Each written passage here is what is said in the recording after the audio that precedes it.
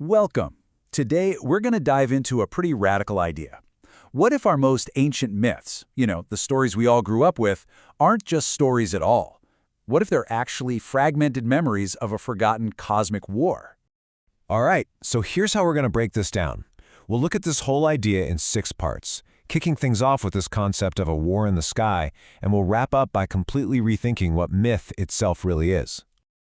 Okay, let's get right into it. The whole foundation of this idea, the core claim from the source text, is that our oldest stories, they aren't just moral allegories. No, they're supposedly memories of a literal, actual war that happened up there, in the heavens.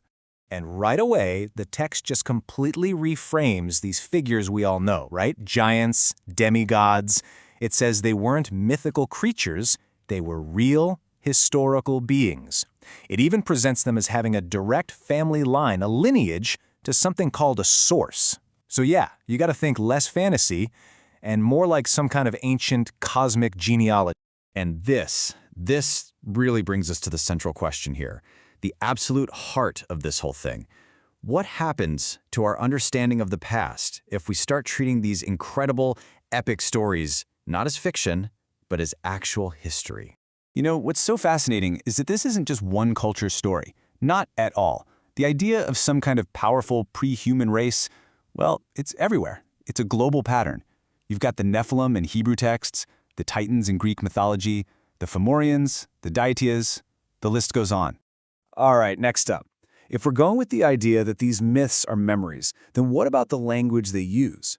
The text makes a pretty bold claim that we've been completely misinterpreting key words like heaven, angels, and demons for centuries.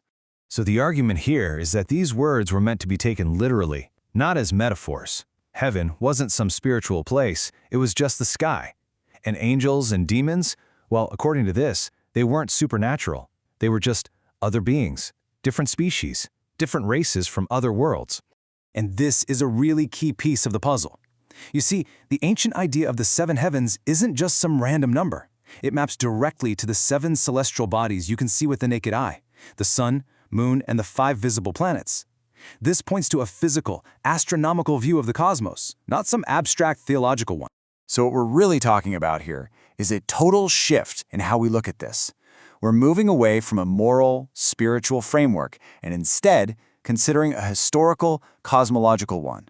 A story about different species, different races, all fighting for influence right here in our corner of space. Okay, let's move on. Now, you might be thinking, if this was a real event, a global event, wouldn't we see echoes of it in different cultures around the world? Well, that's precisely what the text argues. The fact that these stories keep repeating isn't a coincidence. It's evidence of a shared global memory. The source points to some really specific examples. We're talking about the Vedas and India describing celestial battles, Norse myths of Ragnarök, Sumerian accounts of divine conflict, and it really pushes back against that simple good versus evil story that we've layered on top of these accounts. It suggests the reality was much more complex. I mean, look at this. When you actually lay these traditions out side by side, the parallels are just striking. You really can't ignore them. The Devas versus the Asuras in India, the Olympians versus the Titans in Greece. It doesn't matter where you look. Every culture seems to have a foundational story about a massive war between powerful groups that literally shaped the world as we know it. And that right there gets to the absolute core of this interpretation. The idea is that these myths, they weren't invented to teach us moral lessons about good and evil. They are the shattered, fragmented memories of a real conflict, one that was probably way more complicated than just black and white. So that leads to the next big question, right? Who were these beings? According to the text, they were the survivors of these cosmic wars. Think of them as refugees from shattered worlds. And the text actually names them, pulling from global folklore, the Anunnaki from Sumeria, the fairy folk and the Tuatha De Danann from Ireland, the giants. It claims these cultures weren't just inventing stories. They were retelling the accounts of actual survivors. And again, when you look at all these different accounts together, a clear pattern starts to emerge. So many cultures from all over the world tell stories about a powerful, non-human race that either left or was defeated in some huge battle or just went into hiding after a massive cataclysm. So the big takeaway here is that these aren't just fairy tales. In this view, they are the fragmented testimony of survivors of what the text calls planetary resets, huge, world-shattering events. Okay, but what happened after this Great War? Did it all just stop? Well, the text argues that the conflict never actually ended. It just changed its form. It shifted from an open, physical war to something more subtle, a psychological one, fought for the future of humanity. The idea is that the surviving factions in this war didn't just pack up and leave. No, they went covert. They continued their struggle from behind the scenes, influencing our bloodlines, shaping our belief systems, and steering our development. And you can see that transition mapped out here. It starts with the end of the physical cosmic war. Then, the surviving factions go covert. They start influencing human bloodlines and shaping our beliefs and religions. And finally, the war becomes almost entirely psychological. All right, we're nearing the end here. So, if this all happened, how on earth was this history preserved? The text's answer is surprisingly simple. It was preserved in myth.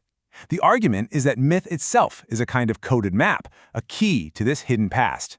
So the final point is this. Myth isn't childish. It's coded. And that code, when you look closely, seems to keep pointing back to cycles. We're meant to treat myth not as fantasy, but as a kind of data, a coded message handed down through generations, holding the memories of these conflicts. And when you decode that message, what does it say? It keeps pointing back to cycles of conflict, collapse, and control. This isn't a story of humanity's steady linear progress. It's a story of repeating patterns. And that idea, well, it completely challenges our modern understanding of history and our place in the universe. Omni Love. Blessed be with Source. I am TJ Mystic, the darkly mystic truth teller. Please subscribe.